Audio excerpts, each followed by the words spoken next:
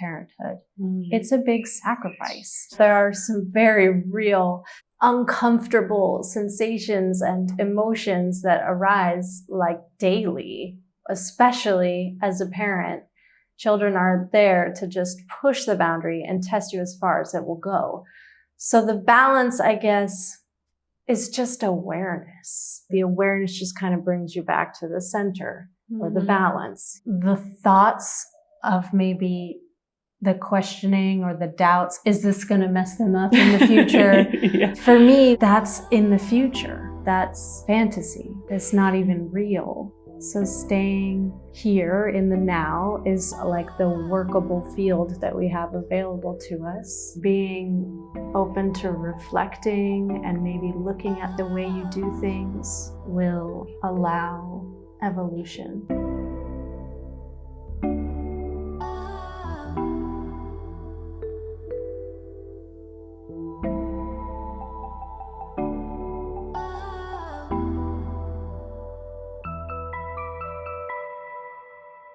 Hello and welcome to Curious Ones podcast by Yandara. I'm Yael Ginzburg, the host of the podcast, a yoga and meditation teacher and philosophy lover. Each week you will hear eye-opening interviews with the different teachers of the Yandara Yoga Institute located in beautiful Baja, Mexico, along with other teachers that pass through here. This life-changing knowledge shared through authentic, heartfelt communication will help you live a happier, more fulfilled, and connected life. Let's dive in. Hello, welcome back to Curious Ones podcast by Yandara. I'm Yael Ginzburg, and today we have a special guest. She is a yoga teacher of over 17 years, a very prominent and beautiful figure here at Yandara, a kirtan and sound artist, and just beautiful soul. Welcome to the podcast, Saraswati Young. Thank you. So when we were thinking of topics to speak of today, it was just after we were speaking about your adorable son. And I thought that would be a really beautiful topic to talk about because parenting, I mean, I'm not a parent, but I came here from LA after spending 3 weeks there with my nephews. Yeah. I have three nephews, and both my sister and her husband were away. Oh, wow. Yes. So you were in full Tia mode. Yes. Auntie. Exactly. My mom was there as well, and there was a little help, and it definitely made it easier, but it was kind of the experience of how it is to take care of children. So I'm coming freshly from there. Yeah. But I just know that it's just a part of life that is definitely challenging and can bring up a lot. And I'm sure anybody listening would like to just maybe hear your perspective and how you approach this life task of parenting. Yeah. Well, I'm learning as I go. I'm no expert, but I feel like I had a really good example. My parents are very conscious, and yeah, I feel very fortunate that I received the type of parenting that led me to where I am today, and I feel very fulfilled and content with my life. There was a lot of space in my childhood. There was a lot of freedom to find things that I was interested in and cultivate them in my own time. My parents had their own practices that they did, and it was never required of us to do it with them, to participate in the types of ceremonies or gatherings that they did, but we were always welcome and we were always included as much as we wanted to be, but it wasn't forced upon us. So there was a lot of acceptance and a lot of love. Beautiful. I mean, if somebody doesn't know Mercy and Yeah. Daz are, well, the mother and stepfather of Saraswati, and the main figures in your life, right? Yeah. So they are inspiring and amazing teachers here at Yandara and around the world. And I mean, that must have been a beautiful home to grow up in. Yeah. And I can take a maybe educated guess that your parenting style now is inspired by what really these teachers who are your parents. Yeah. So starting from there, what would you say was a lesson or a moment that you remember and maybe even unconsciously continue practicing with your own son? Being present, having an awareness of the space needed, like a pace of life that allows for really deep connection. And so rather than cramming in loads of activities or having a very structured plan for each day, just showing up and being present allows things to unfold in a really natural, organic way. And I really appreciate when spontaneous moments arise and there's like a real magic and beauty when things aren't laid out, laid out like, okay, we're doing this, this, and this. That creates, for me, a little bit of tension in my body. I start to move quickly and I feel rushed, and then I am less present. I feel more distracted and I'm less available for my son. And so what I have tried to incorporate as a mother is to intentionally create space in my life, in my daily schedule, where I don't plan for things except for just time, chunks of open time when I'm with my son. And then we do whatever we end up doing. And maybe we are active and we go out or do a project, or maybe we're both feeling like we're kind of tired and we just like get on the couch and snuggle up, or maybe we each kind of do our own separate thing in our home, but we're there just being. So I guess it's just this idea of cultivating an awareness of the environment that allows you to enjoy being together in a really natural, organic way. I find that really beautiful. I think I hear sometimes this rhetoric of like parents wanting to be away from their kids. And I think it can come from maybe dysregulation in, I don't know if it's the parent or the child or both, because they relate to each other, but just because it's becomes stressful, the interaction. How have you consciously created this environment of really conscious time together? Well, he's 7 years old, so he's in school. So there are 6 hours of the day that he is, fully provided for and looked after.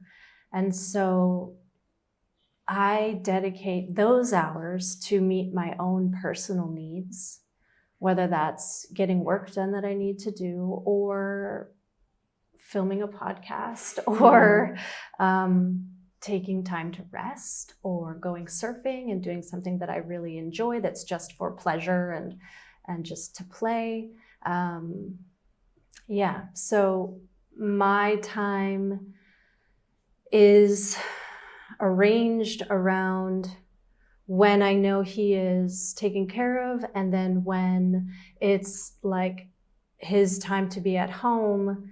Those are just specific hours of the day that I can kind of clearly see what might be possible within that time frame, and like really utilize the time for things that I feel will be beneficial for both of us. He also goes to soccer after school some days of the week, and so there are stages and phases that I feel like I've gone through as a parent. There were many years in the beginning of his life where there wasn't any other structure where he went somewhere and was taken care of. And so I was like always on as a mother. I didn't have any real chunk of time for myself. And so that is challenging. And the key to remember to get through those challenging times is that it's temporary. And so now I'm at this point where I am noticing there are quite a limited number of hours that are available for him and I. And he's growing exponentially, it feels like, into phases that will offer even less time eventually, until the point where he kind of goes off and wants to be on his own for a while.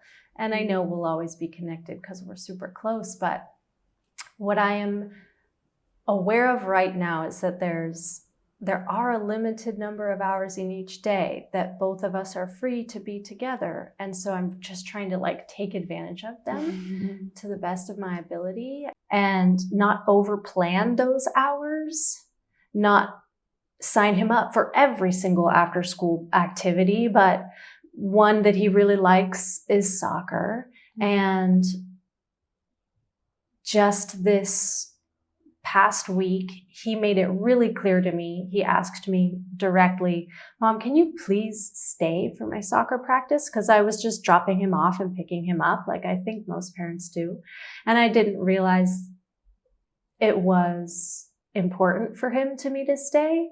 And so I was able, luckily this time, and it might not always be that way, but I was able to rearrange my schedule and make my afternoons totally open for him. So the last 2 soccer practices have just stayed and watched. And I don't know if I will always be able to do that, but it feels good that when I can, that I'm like showing up for him. You know, parents that feel overwhelmed by the amount of energy and time that it takes to be a parent, I think, which is completely natural, and I can 100% relate to that. So how do you balance it? It's personal.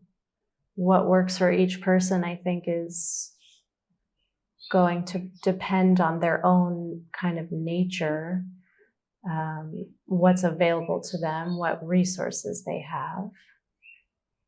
I am a single mother, so I've sort of accustomed myself to being like the sole caretaker of my son, and his father is involved, but it's pretty limited. And the feeling of not having enough time or space for myself, I think, again, is totally natural, but I guess I have just come back to being present, because it's sort of like a disassociation from the reality of, well, you're a parent, there's this person that's dependent on you, and so this time is temporary. And to maybe remember that, to inspire more acceptance around the sacrifice that is parenthood. It's a big sacrifice. Some people aren't maybe quite as ready to let go of their own personal needs to fully be there for another. And I do have to fill my own cup in order to be there for someone else. But I find I can do that by like sitting down and having a cup of tea, or being with my son, but not trying to control the situation and just consciously relaxing into what's happening.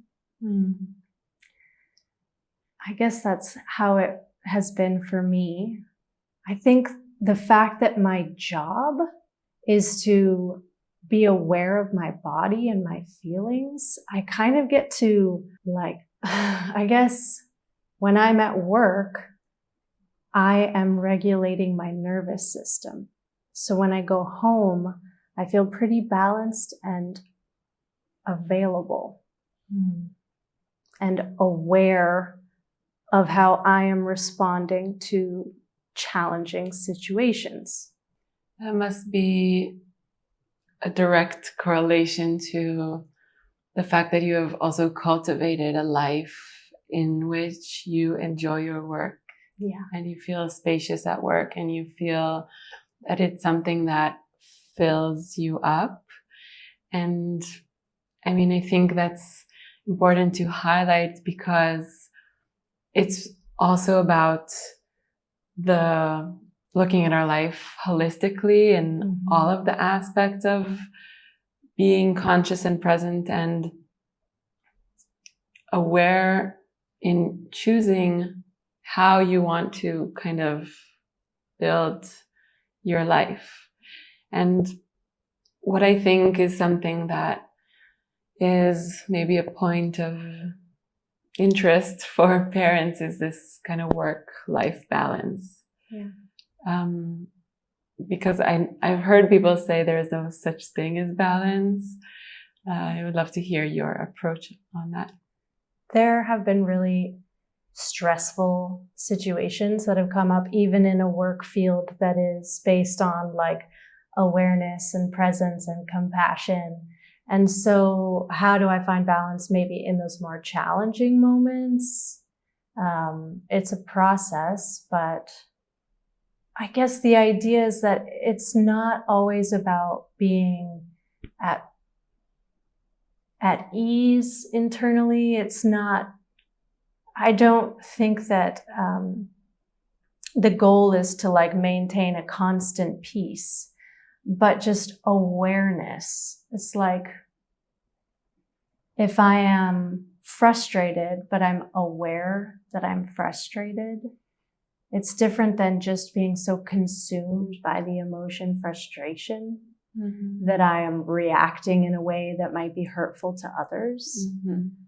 So it's not that I'm always just like totally blissed out and peaceful and like everything's always so relaxed and easy in my body. It's like, no, there are some very real, uncomfortable sensations and emotions that arise like daily, especially as a parent. Children are there to just push the boundary and test you as far as it will go. So the balance, I guess, is just awareness. The balance finds its way in when you're aware of something that is maybe pulling you far in one direction or the other. The awareness just kind of brings you back to the center or the balance, Knowing which step to take next. Yeah. I verbalize my feelings to my son when I'm feeling that he is bringing up for me sensations of anger and maybe I'm feeling disrespected by the way that he is treating me, his words, his actions. And so again, there it is. It's the awareness of what is being triggered in my body. And rather than just snapping at him, I try to explain my process as it's happening. So, for example, I'll just say out loud, Naleo, I'm feeling myself really agitated at the moment. There's a lot of heat in my chest and I'm losing my patience. I don't feel I'm going to be able to stay calm and patient with you very much longer. So that you're pushing me past my limits right now, Naleo. I'm doing the best that I can, but this is really challenging for me at the moment. So I'll give him like a warning like that, that his behavior is, you know, is showing up for me, or is, I guess bringing out in me a response that I notice could lead to a reaction that I wouldn't necessarily feel that great about later on. I know what you're talking about. And so then sometimes he'll keep pushing because that's his job. Again, it's just to like, how far can I go with this? Because I'm his safe person. He's just testing and testing and testing. So it's all about regulating my own experience and not even necessarily regulating it. It's not like I have to pretend like it's okay to be treated that way, but I can share with him how it makes me feel when he does certain things. So he becomes more aware of how his actions affect others. Yeah. And I then, if in the case I just end up losing my cool and I just can't, I can't respond in a way that I would maybe prefer to, I always make the effort to connect with him afterwards and just acknowledge that I lost my temper and that I love him very much. Like, I'm sorry I yelled at you. I was really frustrated, but you don't deserve to be yelled at. Like something like that. Beautiful. What I'm thinking about is really, because it's such a delicate balance here of what is the right way to approach situations like this. In one hand, I think kids look for boundaries. They want them and they thrive as any person. When you have a boundary, you have more space to thrive within those limits. And yet sometimes they really don't want to accept your boundary. And well, let's just idealize here.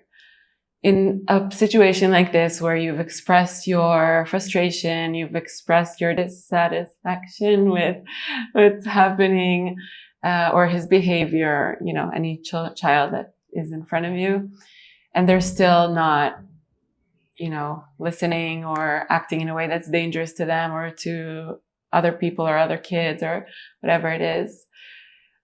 I mean, is there a way to avoid that kind of losing my temper or my cool, do you think? Because how long can you be like, no, please don't do that. Please don't do that. Because you I think there are options. You have choices. You could redirect the focus. So rather than say you're stuck in something and it's just not resolving, they're not able to hear you in that moment. And maybe you're starting to feel really kind of defensive or attached to your stance. And so you've got these two people that are just not aligning in their understanding of what's happening in the moment. If you're aware enough at that time to see it's just not resolving, or there's not a smooth way forward, redirect the attention. Something that I'll do with my son, I've never really thought about it this way, but I guess it's sort of a redirect. When I feel like we're kind of stuck. We're not moving through it, but we're just dwelling, or like he's just kind of decided to be like stubborn about something. I'll tickle him. I just let go of the whole thing and I just start tickling him, and I start cuddling him and tickling him, and then he's laughing and having a great time, and then it's that. Yeah. And so I don't know if that's the best way to do it or not. I'm no parenting expert. I'm a first-time mom, and I know people with multiple children have a whole nother experience, because that's like brings in a lot of different dynamics of energy and people's personalities and things and individual needs in one home. But yeah, for just my son and I, if he's not going to budge on something, I'll just kind of entirely change the focus with something that I know will kind of bring us back to a space of love and connection. Mm-hmm. I love that. And I think, I connect to it, I think, in any age. If you're in an argument and, as you said, like two people are really stuck in their place and not willing to budge, anytime you bring some sort of lightness into that situation, whether it's humor or like just a smile or a hug or even just space, it really can change the whole dynamic if you get back to it, or maybe it's just gone. Hey, I'm quickly interrupting the episode to extend an invitation. If you are interested in deepening into any of the subjects we talk about on the podcast, we offer many different experiences on our beautiful grounds here in Baja, Mexico. From 9-day modules such as sound healing and yoga nidra, to breath and meditation, as well as 200 or 300-hour yoga teacher trainings, and many different shorter retreats. Check out our website, Yandara.com, to see all the information about the different experiences. Let's get back to the episode.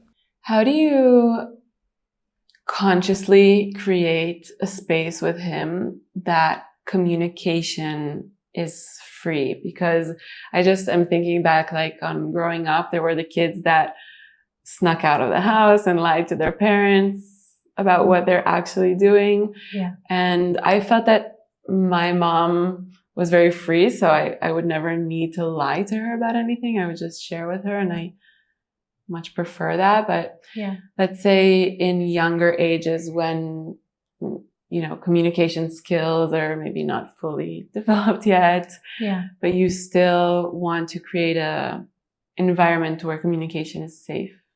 Well, safety, I think, is the key. So how does somebody feel safe? When they feel accepted for who they are. Oftentimes, children develop a feeling of maybe shame about the way that they show up because of disciplines that are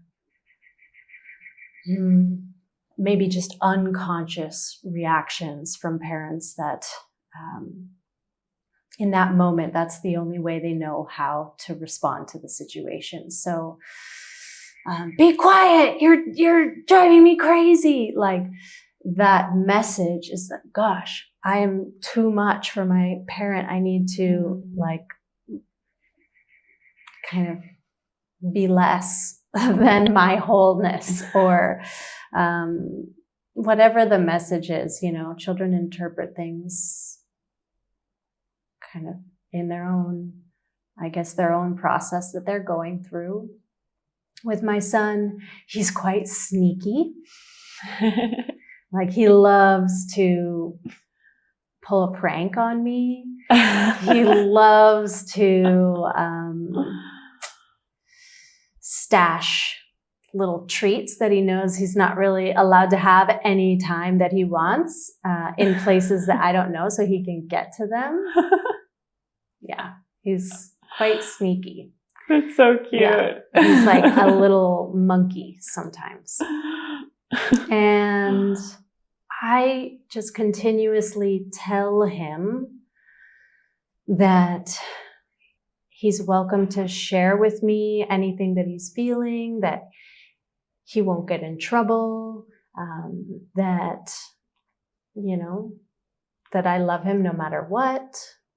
So I verbally say that to him, and then physically, I'm very affectionate with him. I spend a lot of time just like holding him, and he often ends up in my bed and we snuggle, and he's really like kind of lovey, physically affectionate child. And some kids aren't like that. They don't want to be touched, and that's okay too. But for him, he's responded really well to that. And so we have like a very sweet connection in that way. I think just like when I consider how I feel in a hug that someone gives, where the experience of it is so heartfelt and so pure and connected, that like my whole body relaxes and I feel safe and I feel like a deep connection. So those are just the things that we do regularly. I keep like an open line of communication by telling him, did anything happen at school today? Was there anything that you felt uncomfortable with that you want to talk about? Or, just questions like that. And I don't probe him. I don't try and get him to say things if they're not just like coming naturally from him. Yeah. And then being a safe person for him, I think, is just about being present, like being emotionally available and being physically there. What does that mean to you, to be present with him? To not have my phone in my hand when I'm with him, to make sure that is like not distracting me, to, I guess, be aware of how he's feeling. Like if I am in my mind thinking about a lot of other things, I miss some of the signals. Like he might just come home one day from school and seem like he's sort of had maybe a day where he was really giving a lot of energy, and he's very tired. Often he comes home tired and he needs to just rest. And he'll say that, but sometimes he doesn't say it. It's more like body language and stuff. And so if I'm not watching, so it's like looking at him, just having my attention available to observe how things might be going on for him. And so I'm just perceiving what I think he might need, how I might be able to support him by, I guess the idea of being present is to have my awareness on him, like visually, mentally, just focusing on him. Mm-hmm. I find like when I was now with my nephews, because I have been studying, let's say, this work of uncovering the subconscious beliefs that we pick up as children and maybe even trauma. Mm-hmm. I was all the time so aware of like, am I saying something that's going to cause him trauma? Is he saying that because he has trauma? I was like telling my sister, I think he doesn't have confidence in, she was like, he's fine. So like, how do you walk that really fine line of just being in life and present and natural, and also being very cautious and aware and present in really molding the mind of a person? Yeah.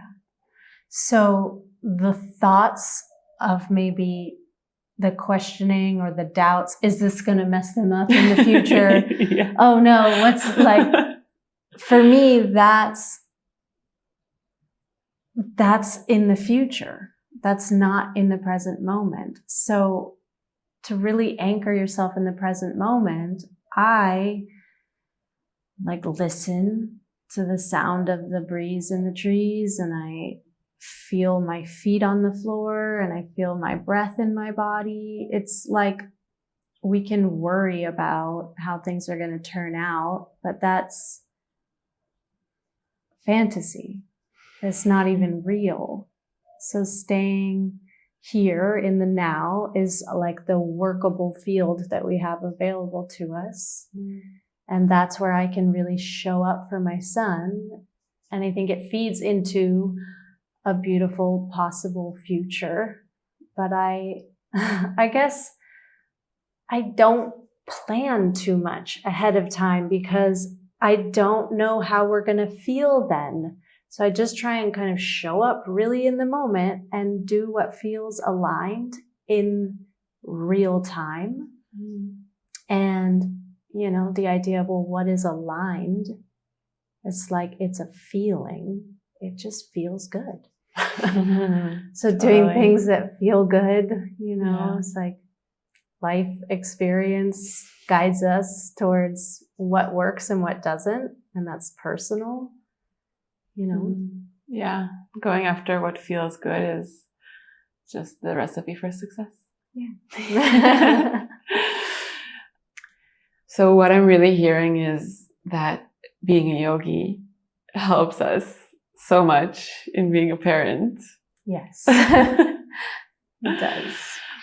And the thing that I feel we've kind of touched on already, but it is worth a mention, is like how I see the work that I have on myself and the way I interact with people around me, and how our self-worth really determines a lot of how we interact with the environment around us. Mm-hmm. How do you approach raising a child with high self-worth, with this feeling of being full? I actually recorded an episode with your parents and we kind of touched on it, about this fullness that you approach life and you give to your children. How do you approach that? Well, it's interesting because I grew up with so much unconditional love that I really always felt, but I struggled with self-worth. And the main message that my mom shared with us growing up was that everything is the divine. All of it, everything. Everyone is equal. Everyone is valuable and part of a whole. And even though that was such a clear message throughout my whole life, and I feel it so deeply, I still had to go through my own experience of just really feeling that rather than intellectualizing that concept. And I explored that with different kind of hypnosis therapies and past life regression work, which was really interesting. But that kind of really solidified it for me. And so I noticed my son also compares himself a lot to others. And I see him as maybe having somewhat low self-esteem, which I can relate to because as a child, I was really introverted, very shy, and had a hard time putting myself out there and speaking up for myself. And it's hard for me to talk in front of a group of people, things like that. And so I guess I'm just sharing with him that the same ideas, that everybody is equal, that he is just as valuable as any other human being, not more or less, but equal with all things. And so he's hearing that, which I think is helpful because it's like planting the seed, but it will be his own life journey to maybe feel that when he's ready. I can't say how that will look for him, and he's his own being, just like all of us are. And even though I had this incredible environment that fostered a lot of compassion and awareness, I still had to go through and am going through my own lessons.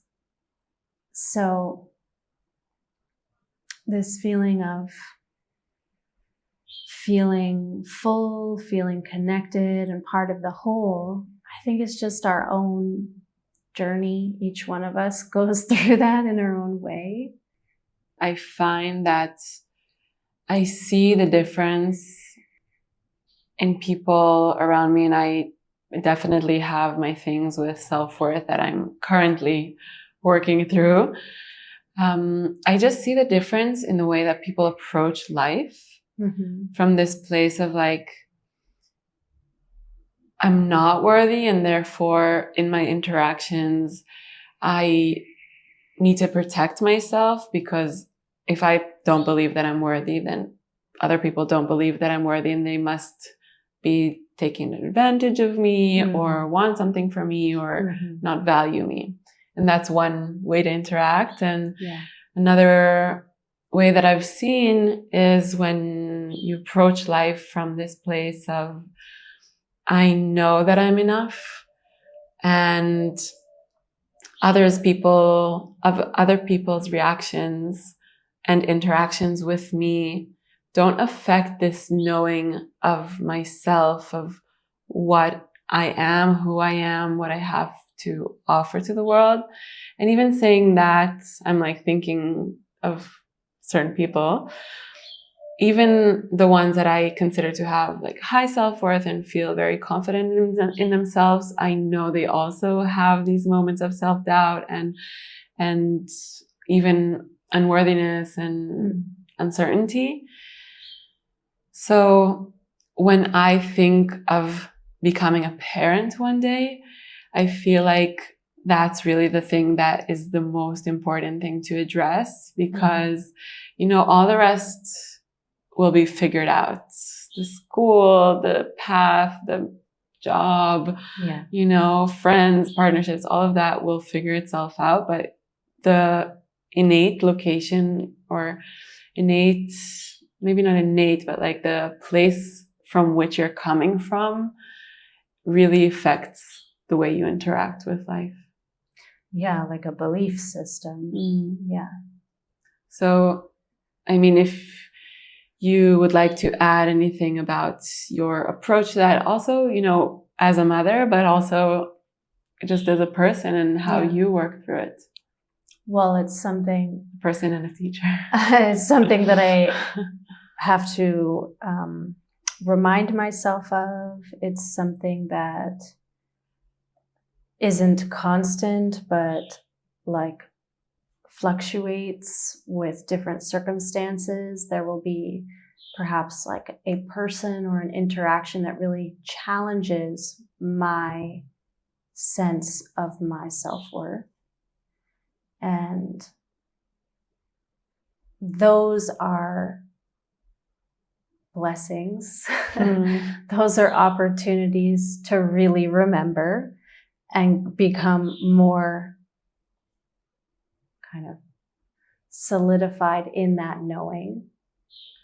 And for me, using visualization and using affirmation, a phrase that I repeat in my mind, those tools are really helpful for me to come back to a place of remembering that I'm part of everything, and that there's a process unfolding, and right where I am right now is perfect just as it is.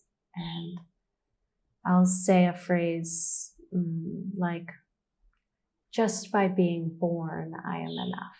Nothing that I do or say affects my true worth.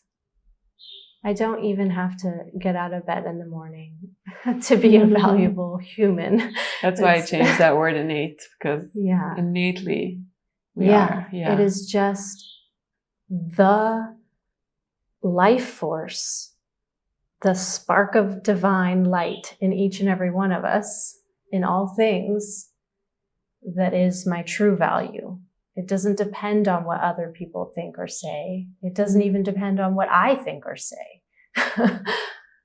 And when I remind myself of that, I can move through those feelings of doubt more gracefully. I love that. And I find that really these affirmations, they're called, but it's just kind of like a remembrance or a reminder of this thing that we know to be true. It really does help. And maybe expanding on that, because I think there's like a lot of different affirmation practices out there. What is a practice that you found to be helpful for you? I like to state phrases in present tense as if they're already happening. I find that that's a really effective way to use affirmation rather than thinking, I will be healthy and abundant. Well, that's placing it in the future, so then it's always in the future and never in the now. And it's always like in something that doesn't exist. Right. So one of my most regular affirmations that I use is, I am healed in every cell of my body. I am healed already in every cell of my body. As if it's already happened. It's creating a kind of a neural connection on a cellular level that is my reality.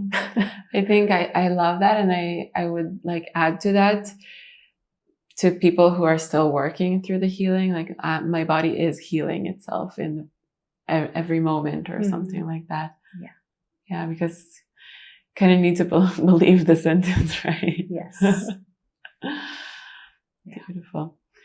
So last thing I was thinking to touch upon is dealing with big emotions, because that's also something that as grown-ups, we kind of need to teach ourselves to do it now, because we might not have learned in childhood.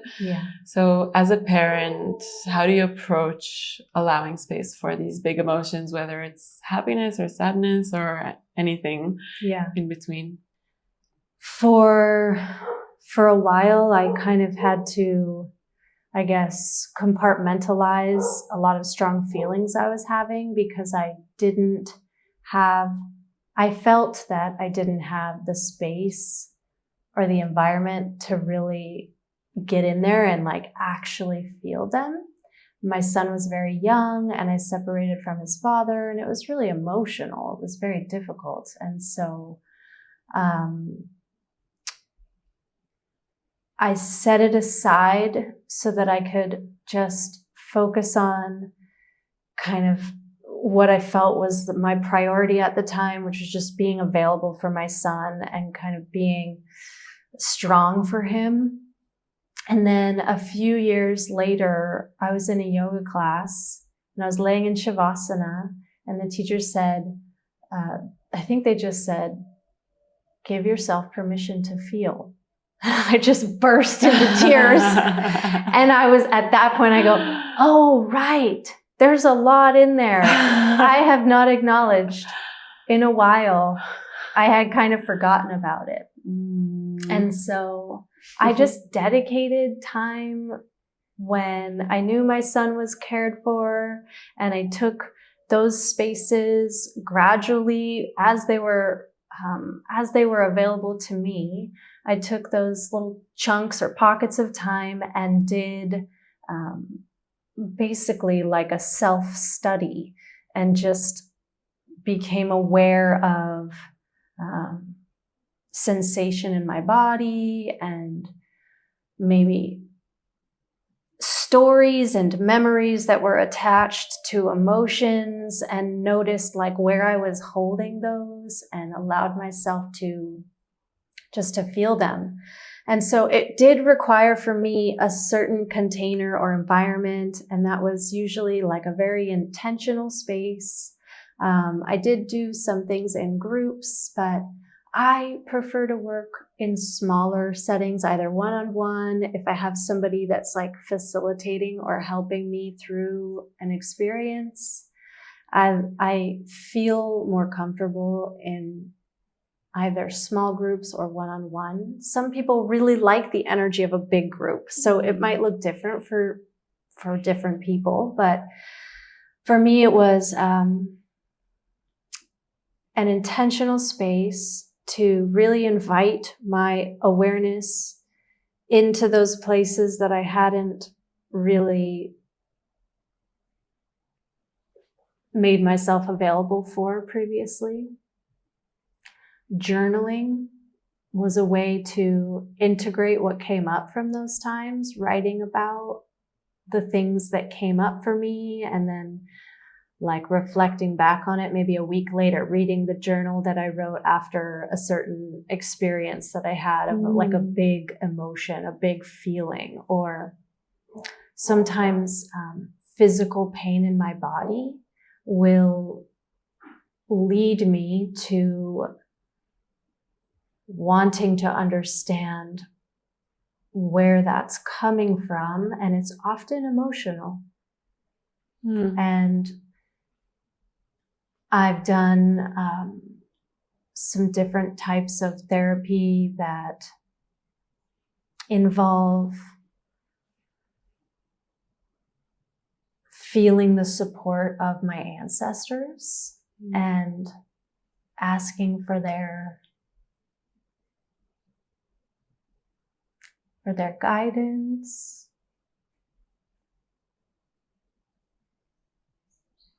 Why did that move you so much? I guess just the feeling of all the support. It's like not a sadness, but just like moves my heart. It's to know that I'm not alone.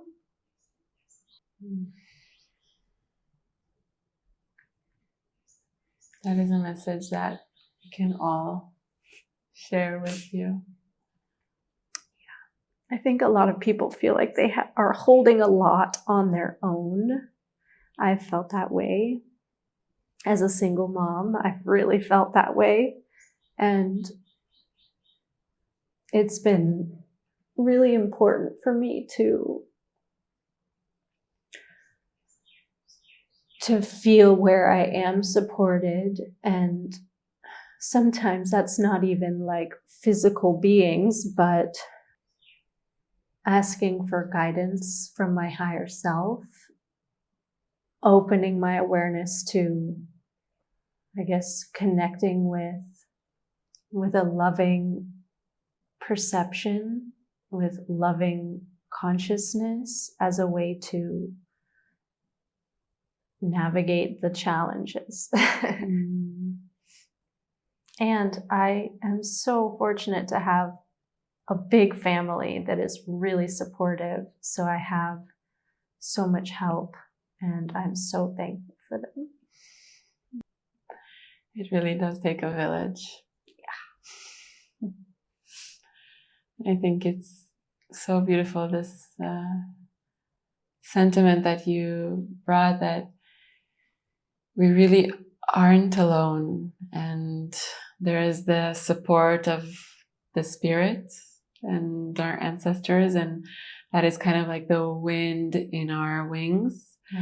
And there's also the people around us, so maybe we can share as a little reminder, don't be afraid to reach out and support each other. More people than you think want company just as you, and it's just better when we do things together. Ask for help. I think that's a hard one sometimes. But it's necessary. Yeah. Or it has been for me. Yeah, and I think we would be surprised of how much people really want to help. I heard someone say that it's like when you're not asking for help, you're taking away the privilege that person feels in being able to help. Yeah. And I know that to be true because when people ask me for help, it makes me feel connected. Yeah, it goes both ways. I think it's really sweet to receive from people that love you and just want to be there for you, and then to have the opportunity to get to give back and do something for them. It just makes the whole exchange feel like such a lovely balance and harmony, and really fulfilling. Beautiful. So, is there anything else that you think is important to add about anything that we've spoken about or beyond? Just to be kind to yourself as a parent. It's a lot. It's definitely the biggest learning experience I've ever had in life so far. And it's a great opportunity for growth, being open to reflecting and maybe looking at the way you do things will allow evolution. So sometimes we just get stuck in a certain way and we're just kind of moving forward without realizing like the perhaps damage that it could be causing. So like just stopping and reflecting, notice how things are feeling, how it works for you. And if there's a lot of struggle, then maybe there's a different way. So just give yourself the grace to allow the older view to just be okay as it is, as it was, and move forward in a way that you'd like to be. Just growth. Yeah, being open to it. Yeah. And realizing that every moment is an opportunity to choose. Yeah, beautiful. So just as a last question, I love your energy, Saraswati. You're just so sweet. So I feel like I want to be around you more, but just for this podcast, what are you curious about right now? Well, I'm curious about building a home. We were talking about it. And tomorrow I'm going to a workshop to get my hands in the mud. And I'm really curious just about the possibilities of creating a space that will be a home for my son and I, that allows us to be really stable and just like feel really connected to family and to the earth. Yeah. So beautiful. Saraswati, this has been just wonderful. Thank you so much. Thank you for having me. Now, after this time to nurture your mind and your spirit, we invite you to take a moment to consider others. A kind wish might come to mind. Know that what we learn becomes more valuable when we apply it and share it with others. So share this episode on Instagram stories, tag Yandara and I, or share with a loved one so that more people can benefit from it. Our hope is that the search will lead you home, to who you already are, to what was always there. We'll be back next week with more inspiration, honest conversation, and insight into the energetic world around us. Thank you for listening and watching.